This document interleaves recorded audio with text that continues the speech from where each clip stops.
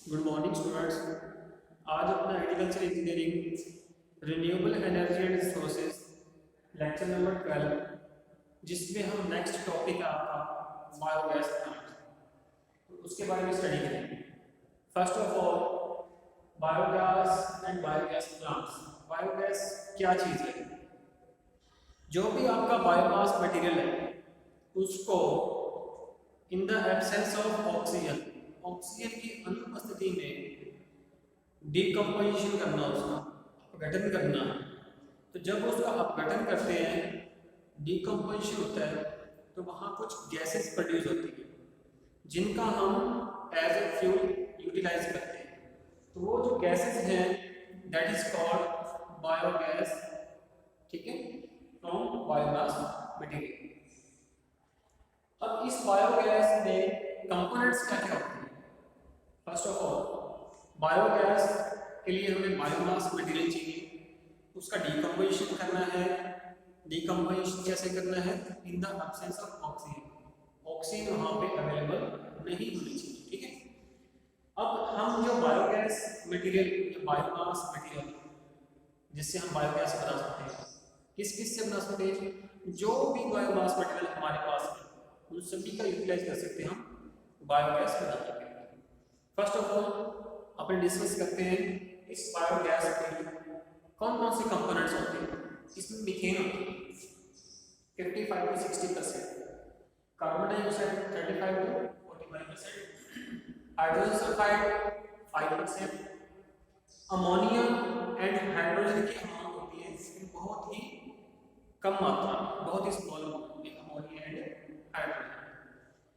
अब इसके लिए मटेरियल कौन कौन से यूज कर सकते हैं? बायोगैस प्रोडक्शन के लिए हम किस किस का इस्तेमाल कर सकते हैं? इसमें हम एनिमल का वेस्टेज जैसे गाय, भैंस, इन सब का गोबर, ह्यूमन वेस्ट और एक्वेटिक ओरिजिन यानी कि पानी के अंदर जो पेड़ पौधे हैं, जलीय जीव जंतु, उनका वेस्टेज भी हम यूज कर सकते हैं, ठीक है। एग्रीकल्चर वेस्ट, एग्रीकल्चर में जो भी बायोमास मटेरियल, इनके आपके पास जो भी बायोमास मटेरियल है उन सभी का हम यूज कर सकते हैं बायोगैस प्रोडक्शन के लिए।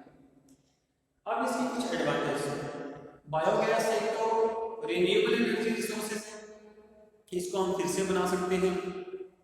दूसरा एक्सीलेंट फ्यूल है। एक्सीलेंट क्यों है? क्योंकि इसमें मीथेन पाई जाती है और बर्निंग के बाद, इसके बाद आफ्टर बर्निंग कोई भी अवशिष्ट, कोई भी वेस्टेज नहीं बचता। ये नीट एंड क्लीन फ्यूल है, इसलिए इसको बोलते हैं एक्सीलेंट फ्यूल। और दूसरा इसकी कैलोरीफिक वैल्यू भी ज़्यादा होती है, calorific value is high.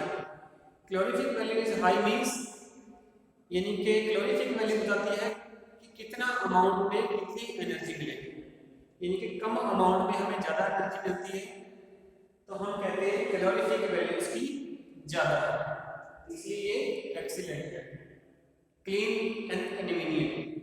Convenient means सुविधाजनक है, इसका कोई नुकसान नहीं है। क्लीन अभी बताया मैंने आपको, जलने के बाद कोई अपशिष्ट पदार्थ नहीं छोड़ती। इलेक्ट्रिसिटी प्रोडक्शन में इसका यूज कर सकती है। मैन्योर प्रोडक्शन, अब जब डिकम्पोजिशन होता है आपके बायोमास मटेरियल का, तो आफ्टर डिकम्पोजिशन जो बायोमास मटेरियल अपने को मिलेगा वो अपना एज ए फर्टिलाइजर के रूप में यूज कर सकते हैं, वो बहुत ही अच्छा फर्टिलाइजर है। कंट्रोल पोल्यूशन, अब जो भी बायोमास मटेरियल है, वेस्टेज है, अगर हम बाहर वैसे फेंक देंगे तो वो एनवायरनमेंट को पोल्यूशन करेगा। क्यों ना हम उससे हम बायोगैस बना लें, उससे हमारा एनवायरनमेंट भी पोल्यूशन होने से बच जाएगा। तो ऐसे हम पोल्यूशन कंट्रोल होता है। अवेलेबल एवरीवेयर, बायोमास मटेरियल जो भी हमें बायोगैस के लिए चाहिए सभी जगह अवेलेबल है easily. Production, reduction in deforestation, it means अगर हम बायोमास मटेरियल काउ डंग, भैंस, गाय, इनका एनिमल का wastage, human wastage, agriculture wastage, इनका यूज करें तो हमें जंगलों की कटाई भी नहीं करनी पड़ेगी।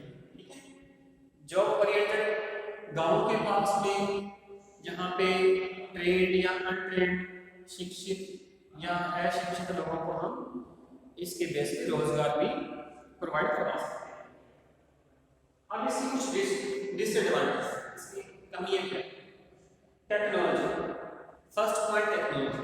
अब जो बायोमास मटेरियल से हम बायोगैस बनाते हैं, जो अभी तक जो टेक्निक चल रही है वो ज़्यादा एडवांस नहीं है, तो हमें बायोगैस ज़्यादा प्रोडक्शन के लिए, जल्दी प्रोडक्शन के लिए हमें कुछ एडवांस टेक्नोलॉजी की रिक्वायरमेंट है जो अभी हमारे पास नहीं है। इम्प्योरिटीज, अब हमने बायोगैस का यूज़ करना है इंजन्स को चलाने के लिए, आईसी इंजन्स को स्पेशली, तो हम इसको प्यूरिफाई करते हैं, कंप्रेस करते हैं, फिर उससे हम इंजन्स को रन करते हैं, लेकिन फिर भी कुछ ना कुछ इम्प्योरिटीज उसमें रह जाती हैं जो इंजन्स को खराब करती है, तो इसमें कुछ इम्प्योरिटीज भी आ जाती है। टेम्परेचर इफेक्ट, अब जो बायोमास मटेरियल हमारे पास है उसकी डीकम्पोजिशन के लिए एक सर्टेन टेम्परेचर और अप्रॉक्स 40 डिग्री सेल्सियस के अप्रॉक्स होना चाहिए। अगर उससे कम होता है 30 से कम, तो फिर डीकम्पोजिशन अच्छे से नहीं हो पाता और फिर बायोगैस अच्छे से नहीं बन पाता। तो टेम्परेचर भी इसके लिए एक इफेक्टिव पॉइंट है। प्लांट एरिया, अब ये जो बायोगैस हमने बनाना है इसका प्लांट कहाँ एस्टेब्लिश करना है, ये भी सबसे बड़ी बात है। जहाँ जनसंख्या घनत्व ज़्यादा है, पॉपुलेशन ज़्यादा है, उस सिटी में हम इसको एस्टेब्लिश नहीं कर सकते। हम इसको एस्टेब्लिश उसके पास जहाँ ग्रामीण क्षेत्र है, जहाँ पे हमें animal wastage, agriculture wastage easily available हो जाए, वहाँ पे हम इसको एस्टेब्लिश कर सकते हैं। CH4 इज हार्मफुल, अब इसमें मैंने बताया कि मीथेन है वो अच्छी चीज़ है इसके अंदर जो पाई जाती है, बट ये हार्मफुल भी है। कैसे? अगर हम इसको विदाउट बर्निंग, जलाए बिना जलाए हुए एनवायरनमेंट में छोड़ दें, तो ये CO2 से भी 20 to 21 टाइम्स ज़्यादा खतरनाक है। इसको हम बर्निंग करें तब कोई प्रॉब्लम नहीं है, लेकिन विदाउट बर्निंग इसको हमने एनवायरनमेंट में छोड़ दिया तो ये प्रॉब्लम आने वाला है। कंप्रेशन इज कॉस्टली, अब हमने आईसी इंजन्स में इनको यूज़ करना है कंप्रेस करके, या कंप्रेस करके सिलेंडर में भर के कहीं और शिफ्ट करना है, इनको लेके जाना है, तो जो हम इक्विपमेंट्स यूज़ करते हैं बायोगैस को कंप्रेस करने के लिए, या जो मेथड यूज़ करते हैं वो थोड़ी टेक्निक्स जो है अभी कॉस्टली है, तो ये इसकी कुछ डिसएडवांटेज हैं। एप्लीकेशंस सिंपली लाइटिंग के लिए, प्रकाश करने के लिए, है ना, कुकिंग के लिए गैस चूल्हे में हम इसका यूज़ कर सकते हैं, इलेक्ट्रिसिटी प्रोडक्शन के लिए इसका इस्तेमाल कर सकते हैं, फर्टिलाइजर मैंने बताया आपको मैन्योर के रूप में, मैकेनिकल एनर्जी भी बताया, आईसी इंजन्स में इसको यूज़ कर सकते हैं as a fuel. Fuel cells, जो भी हम कोई फ्यूल यूज़ करते हैं, फ्यूल सेल्स यूज़ करते हैं, हाई टेम्परेचर फ्यूल सेल्स, उसी में हम इसको ऐड कर सकते हैं उसकी एफिशिएंसी को बढ़ाने के लिए। तो ये कुछ ऐसे एप्लीकेशन है। ठीक है स्टूडेंट्स, बाकी हम बायोगैस प्लांट के बारे में नेक्स्ट लेक्चर में स्टडी करेंगे। Thank you.